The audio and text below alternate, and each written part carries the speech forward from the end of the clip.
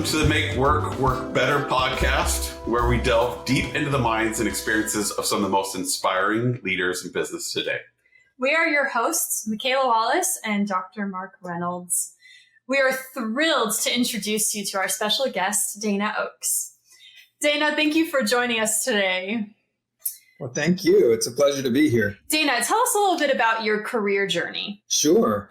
So my career primarily has been as a hospital executive. I went to the University of North Carolina at Chapel Hill for my graduate school, did a Master of Healthcare Administration there and an MBA. And that set me up to start with HCA. I was with HCA for 14 years. They're the largest hospital company in the United States and a very good place to learn hospital operations. They do it very, very well, have been at it for over 50 years. And it was a great place to learn from a lot of wonderful seasoned executives. And following my time at HCA, I went back to work with a former boss of mine before I went to graduate school. And he was running a lot of turnaround operations for rural hospitals and formed a company called ERH. And within ERH, I was given the title of President of Operations. So I was running the company. 5 months into that journey, the pandemic hit. And we had big plans to expand our operations, and that really curtailed those plans. And we were just trying to keep those hospitals afloat. And we had some very good executives at the helm of those hospitals. And I got to work with local board members who were members of the community who were doing a great job at trying to keep their hospitals in the community going and servicing the needs, which were a lot more extensive than they had been prior because local communities had to manage a lot tougher, more acute patients than they were used to managing. So we had a lot of patients on ventilators and in smaller rural hospitals. They were not used to that. So I had 5 rural hospitals and then a behavioral health facility in Las Vegas. And we had plans to expand and grow a lot more facilities out west. And that didn't end up happening as a result of the pandemic. And in the end, several of the partners decided to go different ways. And I ended up at a university. They asked me at the university in the town where I grew up, it's called Utah Valley University, if I'd come and help them head up a healthcare administration emphasis within their MBA program. And that sounded exciting. And they said, also, we want you to stay current and keep doing things in healthcare. So I got into being a co-founder of a startup, which is an AI medical scribe called Scribematic. And I'm having a blast doing that because I get to keep working with physicians and the latest and greatest stuff that's going on in healthcare. So it keeps my teeth sharp. We're having fun. What is it that got you into the medical side? What is it that you loved about it? You've stuck with it too. So what is it that drives you, that gets you up in the morning to want to keep doing that? Really, it's about the patient. For me, it always was. I care deeply about the patient experience. That's been the highlight points of my career have been surrounding the people that I work with, taking care of the people that I work with, and taking care of the patients. And I think it's a pretty tough career if you don't feel that, because it's full of regulation. There's tons of pressure from every angle. You're serving multiple masters. And if you don't, at the end of the day, feel some satisfaction as a result of helping the patient, then it's going to be pretty rough seas. From my limited knowledge, sitting as an administrator of a hospital would be a really tricky spot to be. You have doctors that come from all ranges of humility to zero humility. You have everything from, patients who are grateful to those that are really upset and disgruntled and traumatized by whatever they've experienced. And a lot of moving pieces and technology and people and staff. That's a lot to manage. Yeah, it is. It is a lot to manage. And, I'm sure there are physicians out there that would say the same sorts of things about administrators. That some have zero humility and some have a lot of humility. I heard somebody say once, if you've met one doctor, you've met one doctor. I tried to remind physicians too sometimes, if you've met one administrator, you've met one administrator. Yeah. What are some of the lessons you have learned about how to make work better for yourself or teams you have worked with or that have worked under your stewardship? What a wonderful question. There are so many lessons. There are too many to recount. But the biggest thing I learned was that you have to care about your people. And that caring needs to take the form of something that's visible to the employees and to the team members. They can't assume or will not assume that you care about them unless you show them that you care about them. One of the ways that I enjoyed doing that was going to the spaces where people were. So if I wanted to meet with somebody, I would often arrange for that meeting to be in that director's office or in the physician office. I spent a lot of time getting in the car and going out to visit with my physicians when I was a CEO. I would get to know their office staff, the places where they worked, and they would usually comment that that meant a lot to them, that if I wanted to have a meeting, they weren't expected to come to my office, but I would go visit with them, and sometimes just even popping in to see if they needed anything. And then I would write things down and make sure the next time I went, if they had a concern, that I had resolved it for them and I could report back of what I had done. I took the time when I was new as a hospital CEO. My first hospital CEO job was in 2011. And I sat down with each and every one of the directors in the hospital and got to know their pain points and challenges. And then we did a daily huddle. And in the daily huddle, we would spotlight people who were doing a good job on the things that mattered to me and to us as a team. And one of those things was the mission. HCA has a great mission statement, and it starts out, above all else, we are committed to the care and improvement of human life. And so we would have mission moments, things that we would highlight people for, their adherence to the mission. This would sometimes come in the form of patient compliments. Sometimes these were other employees complimenting the employee. There would be notes and things. And that meant a lot to the fellow employees to be spotlighted.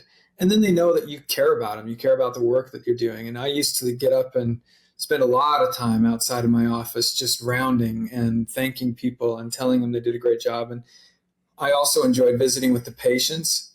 So one of the things that I would do is stop off at the nurses' stations and ask if there was any patient in particular that could use a visit. Now, that could have gone in very different ways. So if the nurses were intimidated by me or my position as the CEO, they could have said, visit Mrs. So-and-so or Mr. So-and-so, because they knew that that person would have a compliment. But I felt very good a few times when the nurses sent me in to some of the battles that they were fighting with very difficult patients and difficult patient satisfaction issues, or things that we had messed up and gotten wrong as a hospital. And they felt confident enough to send me in there to apologize on behalf of the hospital, or to utilize my position as a team member in administration to make things right. And what that said to me was, they trust me, they respect me, and they know that I have their back. They're not going to get in trouble for this. And I took that as a high compliment whenever they would send me into a troubled situation. Well, let me recap what I'm hearing here, and then feel free to correct me if I'm wrong. So what I'm hearing here is, number one, counterculture move in not playing the power game of having them come to my space, my territory, but instead going through the effort and taking the risk of going into their home turf as an effort to show them that you care and you value them feeling seen and heard, and that is an important thing, is worth your effort to take the time to see them in their element.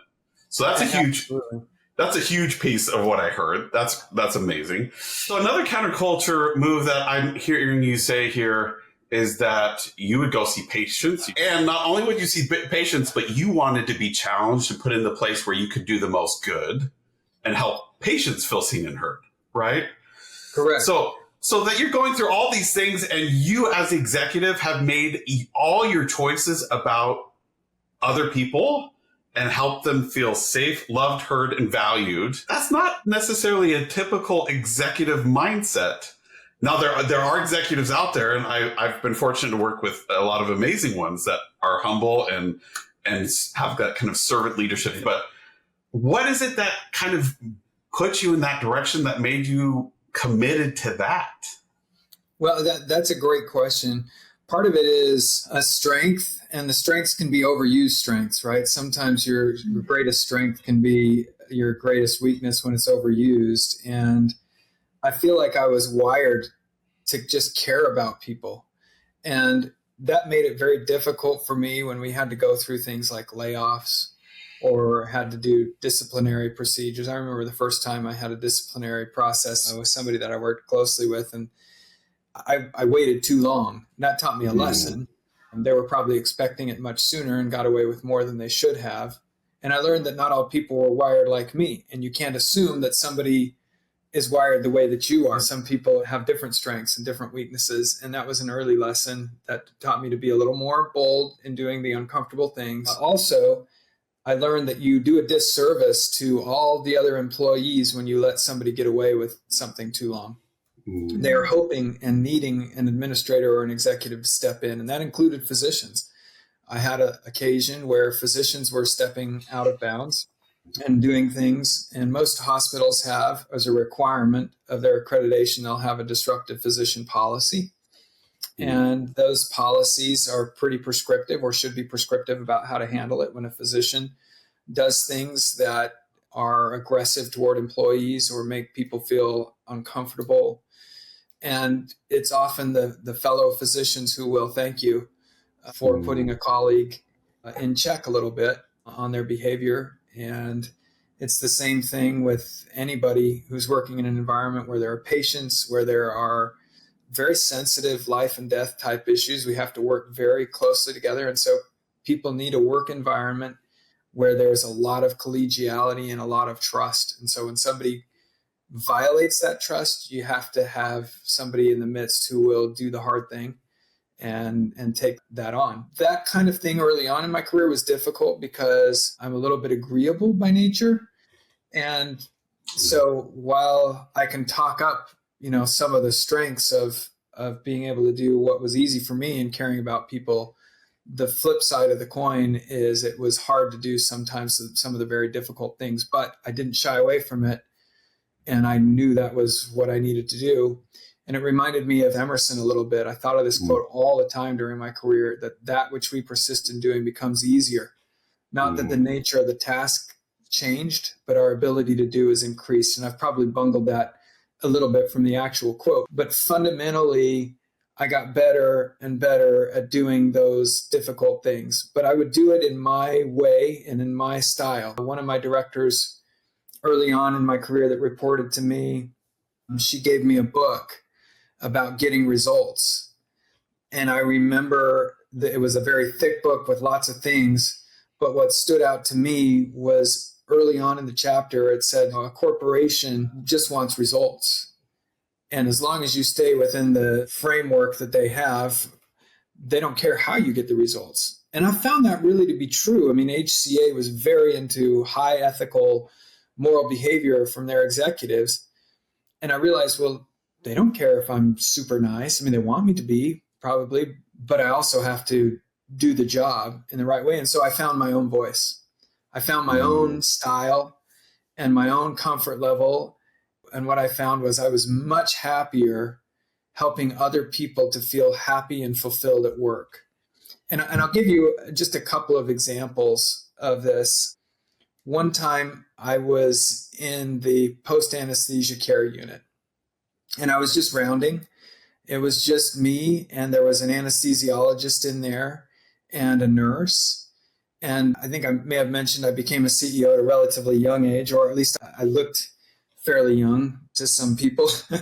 One of the doctors on the medical staff said, "Oh, great, we got Doogie Howser now as our." I took that as a compliment, but he was sort of sneering at me, like, "What do you know? How are you going to help us?"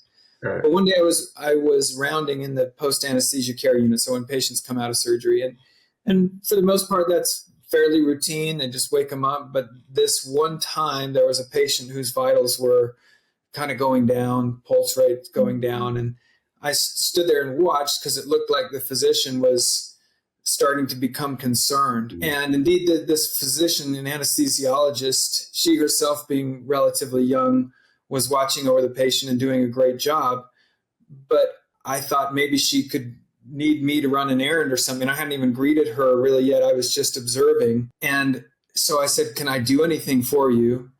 She didn't know that it was the CEO who was there asking her the question. She was focused and assumed that I was a medical student. Huh. And she said, "Yeah, you can get out of my way. That's what you can do." She really barked at me. And I said, okay, yeah, no problem. And I stepped away and she took care of the patient. Patient was fine. And then she looked over and realized who she had barked at. Now, the relationship between the hospital CEO and the hospital-based physicians is often one of really an employer and an employee. I didn't really think of it that way. There's plenty of other places they can go get contracted out there in high demand, but the hospital CEO signs those contracts.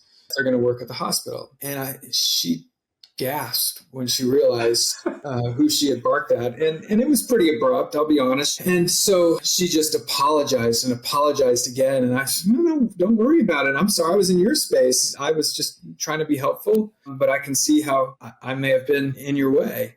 And she said, no, I'm so sorry. I assumed that you were the medical student and I didn't know. And anyway, I left and didn't think more about it. Well, I went back and rounded in the area about a week later. And that anesthesiologist saw me again and said, I am so sorry for what happened last week. And I said, it's totally fine. She said, can I do anything for you? And I said, yes. If you don't mind, would it be okay if I gave you a hug? And she said, oh, please. So I gave her a hug and the whole thing just dissipated because she could see that I had absolutely no bad feelings about it whatsoever. And my intent was to put her at ease. And I tried to have people at ease in their jobs and to feeling good about what they do. I think that was such a great example of a CEO or an executive who wants to really understand their people and who cares about their people and cares about the individual circumstances and the individual things that are happening. I can only imagine being her, freaking out like, I can't believe I did this. Of course it was the CEO, not the medical student, and just letting that be on my mind for that entire week. And for you to see her that next week and offer her a hug, I can't even imagine just how the relief she felt, like you explained. And I think that's very humble and that's very understanding. It's such a great example of a great CEO who cares about their employees and really wants to develop that trust. Thank you. I think the other piece of that is if you are needing to deliver a tough message, but the majority of the time you're delivering praise and kindness, people will sit up and pay pretty close attention when your tone shifts. Versus if you're already in the negative tone all of the time, then it's easy to dismiss and miss something because, he's just ornery today or whatever. But when it's at a place that is not your usual tone, people will pay attention when things need to be said. Did you ever have an experience when either changing hospitals or going to a new medical facility where you could see the morale was low or there was some distrust between the physicians and nurses compared to the CEOs and executives, and how that changed as you started administering that kindness and trust to your employees? Okay, so yeah, something comes to mind for sure. When I was a brand new CEO, I had a large behavioral health unit, and one of them was an acute unit. So out of 88 behavioral health units, one of these was a particularly, I think, difficult place for some people to go and be. And I wanted the staff to know that I cared about the difficult work that they were doing in there in the acute unit and helping people who really needed their help. And I wanted them to understand that I was not going to be a stranger to the unit. And I went on the unit unannounced often and said hello to patients and talked to the staff members. And one of the staff members commented, it's been years since we've seen a CEO round in here. And I thought, first of all, that's too bad. Understandable, because there's a whole lot more to the medical center than that unit and they could spend their time elsewhere. But I wanted that particular group of employees to know that I cared and understood the difficult job that they were doing. They felt that, and we had some hard work to do in that unit and all the behavioral health units over the course of the next several years. We brought in a new director. We brought in all new psychiatrists. We created really the first of its kind that I knew of, kind of a hospitalist inpatient program for psychiatry years ago. I think it's a little more common now. But all of that, I think, was facilitated by the employees just seeing me there. And then they became supportive of the changes that needed to be made because they knew I cared about them and the work that they were doing. You chose to go to the hard place and put your time and attention on those people. rather than let's make the easy things shine and let the hard things kind of fade. Yeah, I love that you said that you want them to know you care about their difficult work. Because a lot of times we see the surface level work, or we see the best of the work, or the easiest part of the work, or the joyful moments, but wanting to care about those difficult parts of work is a really big deal, especially to the employees. It means so much more to us as humans when someone cares about the hard stuff than the shiny, great, wonderful stuff about what we do or who we are. That was awesome. I love it. Yeah, great. Thank you. I personally enjoyed this. And I started when I was a chief operating officer. I got in scrubs and would go out with the environmental service staff. And I would purposefully ask to go clean areas that it would be looked upon as a little bit odd for a chief operating officer to be there and cleaning. So I would scrub toilets. I would be doing floors. And the signal there was nobody is too important to do any work in this facility. We are all here to take care of patients. And indeed, it got the attention I hoped for. People would take pictures and say, well, this is funny. We've never seen this before. Now, clearly, the company was paying me to do a job that often was at a desk or in relationships, making deals and doing contracts and doing all kinds of things that were not related to cleaning because we had staff to do that. But part of my job, I felt like, was to curate, uplift, and maintain a culture of excellence. Mm-hmm. And I believed that excellence began with people taking pride in the work that they did. I never wanted to hear somebody say, when I asked the job, what do you do here? If they would say, I'm just, followed by their job title, I'd stop and we'd have a conversation. And so I'm just a registrar. And I would say, oh no, you're not just a registrar. Do you know how important your job is? You're the first impression of the hospital to the patients that come in. And when they come in, they're coming in worried about a couple of things. One is the diagnosis that they may or may not know they have. And number two is the worry about that diagnosis they may or may not know they have. Everybody carries that worry. And when you smile at a patient, even if you think you're just registering them, but you say, welcome to our hospital and thank you so much for coming. We're going to take great care of you. And you may think that you're just registering them and taking a payment, but you're doing so much more than that. You're setting up the whole care paradigm, as I used to call it.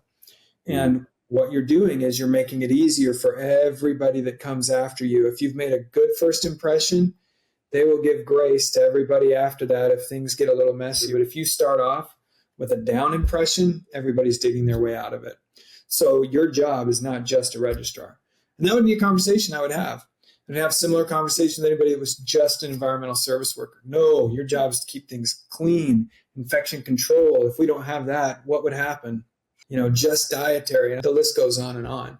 Everybody was important. So, hearing a lot of disruptive behaviors, positive disruptive behaviors, right? That are disrupting patterns, expectations, and sending very purposeful communication to the entire organization that people come first. The CEO doesn't even come first above anybody else. That's a pretty revolutionary style of leadership. That takes a lot of dedication to making people, again, feel loved, heard, and valued. I keep coming back to that, but that's what I'm hearing from your message here is that is a strong piece of your leadership style. Have you met resistance to that? Have you met people being like, what are you doing? Or that's not appropriate, or you shouldn't? I could see a lot of executives maybe having an impulse to do that, but second guessing that and being like, that's going to make me look weak, or that's going to make me not look like an authority or have people respect me or take me seriously, especially since you were saying you kind of, in your younger years, were considered like a Doogie Howser vibe, right? That would be a real concern of an executive, but you just blew right past it to something else, since you're also doing the professor thing as well as the CEO and the startup thing all at the same time. Say you had a student that was in a similar situation but was really struggling with feeling the expectation to fill normal CEO expectations and roles. What would you counsel them? What would you say? I would tell them to get out and serve. You can't possibly manage your reputation as well as other people can. So you solidify your relationships with other people by helping them feel valued and loved, and they'll have your back. So if there's a group of people that are trash talking you or undermining you, which is common in any large organization, things get political. People want power, or where they perceive that there is power, they want to tear it down. Whether people are exercising the power justly or unjustly, it's just part of the way that it is. And if you have people that are aligned with you, they'll take care of you so that you can get your job done and move an organization forward. I think fulfilling your job is getting everybody aligned in lockstep to move as fast as you can go to get the results that the organization needs to have. And in a for-profit hospital environment, it was to take care of the patients and to earn a profit while you're doing it. And those two things, to be congruent and to work well, you have to have an efficient operation. And that means that you can't overhire people. So one of the things that I respected and grew to really appreciate about HCA was that they did not lay people off very often. You would see a lot of other organizations may hire and hire, and then one day they're surprised, and then they have to just, boom, do a big reduction in force. And I thought that was a major disservice to people that could have been recruited in and brought their families from far and wide, and then just, oh, sorry, we're laying you off. That's a terrible thing to do. So having fiscal restraint on hiring people on the front door and only hiring necessarily is actually a kind thing. Even though some of our people felt very stretched, often they were very stretched. But what made it okay that they were stretched was understanding I'm really important here and I'm needed and I'm valued. If they didn't feel that when they're feeling stretched at the same time and they're dissatisfied, they're gone. And then you've got a turnover problem, and then you're recruiting in and you're almost never able to catch up. Those become self-perpetuating problems if you gain a reputation as being a difficult place to work. Have you ever found a situation where you took someone and you could see that they were either causing problems within a team or the organization or otherwise, and were able to change the paradigm or change what was happening to turn them from kind of a liability into an asset? Quint Studer, who was a great patient experience guru, we'll call him, he wrote a book called Hardwiring Excellence. And I implemented a lot of things at one of my hospitals from his Hardwiring Excellence book, as a lot of executives did.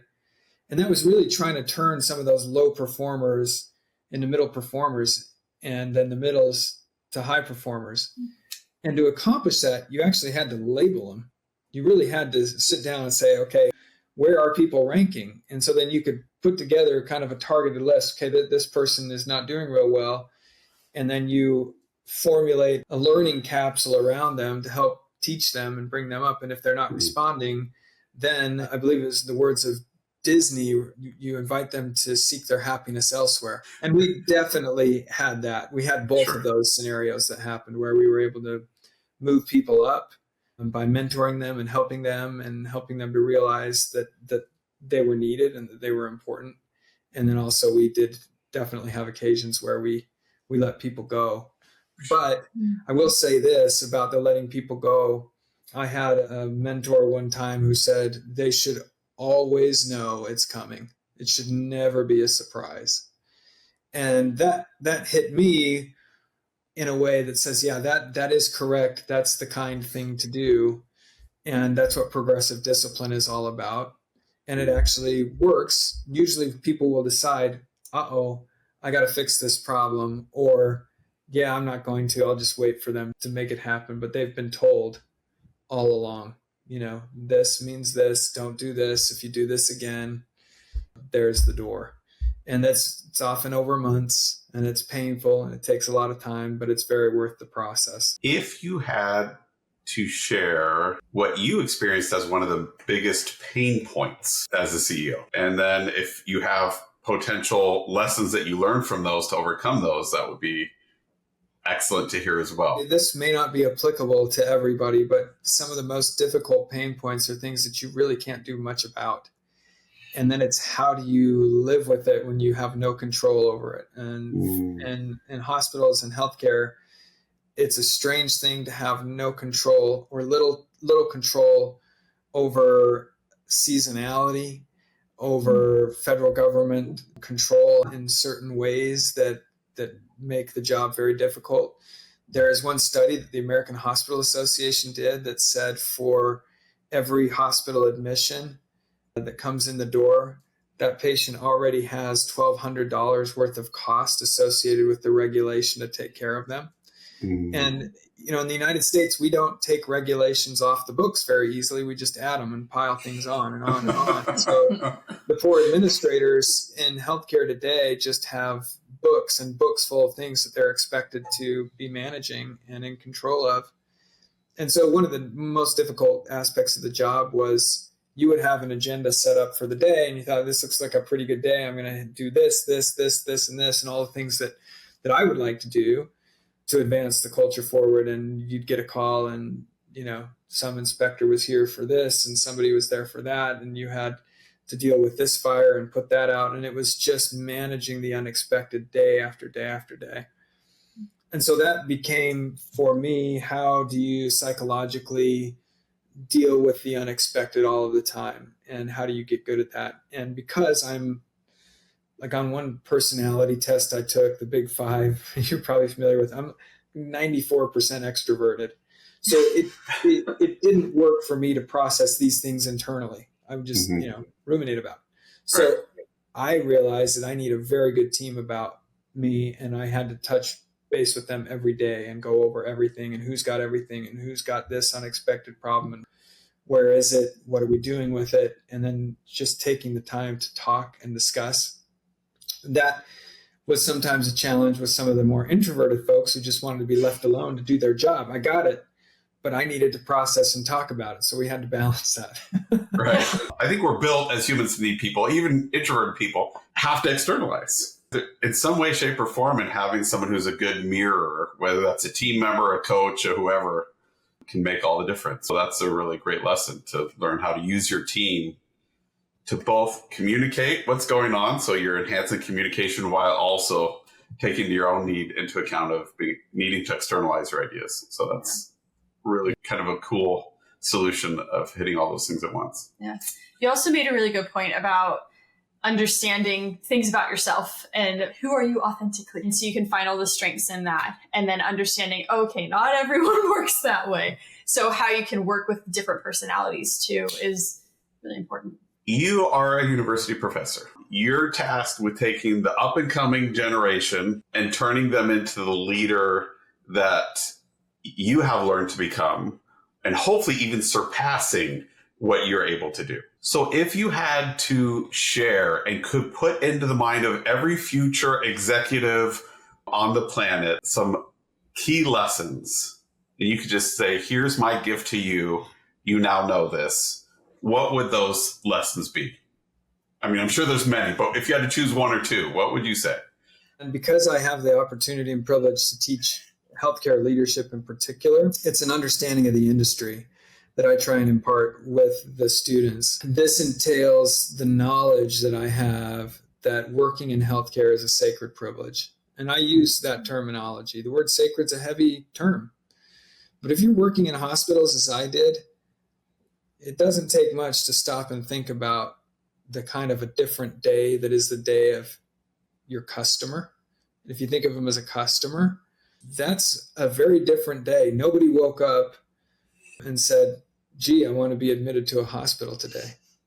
Yeah. It's just, I mean, unless you are, really excited because you're expecting a baby, but even then, hey, this is going to be a little bit painful, or a lot painful, or a lot unexpected, or, there's still a lot of anxiety, even surrounding the joyous events. Yeah. So you have people entering the world and people exiting the world in your place of business. And it is your business to take care of that and make sure that there's a lot of dignity and that people are well taken care of. So it is a sacred privilege. It's a sacred trust. And not everybody should be doing healthcare. But the people that do it, they need to make sure that they're up for that challenge. And so that's one of the things I try and impart with my students. And then I get to teach just general organizational behavior as well in leadership courses. And then often talk about making sure that we take care of people, that regardless of whatever industry you're in, whatever you're doing, if you're leading people, you're affecting lives. And that doesn't stop at 5 o'clock. What you did that day impacts not just the employee, but it impacts the family. It impacts a whole lot of other people and other relationships. So are you elevating? Let's hope you're elevating and making the world a better place. As soon as you have any input or power, make sure you're wielding it for good. I would have to guess that even if you're in the tech industry or you're in something purely where most are there just to make money, I have a hard time believing that you still wouldn't make it about lifting people's lives and feeling like it's a sacred trust to make people's lives better. I think that's a core value that seems to be shining through what you do. So, yeah, no, it's a real honor and privilege to be able to talk with you today. It's been my honor and privilege. It's been awesome. Yeah. Thank you for taking the time to talk to me.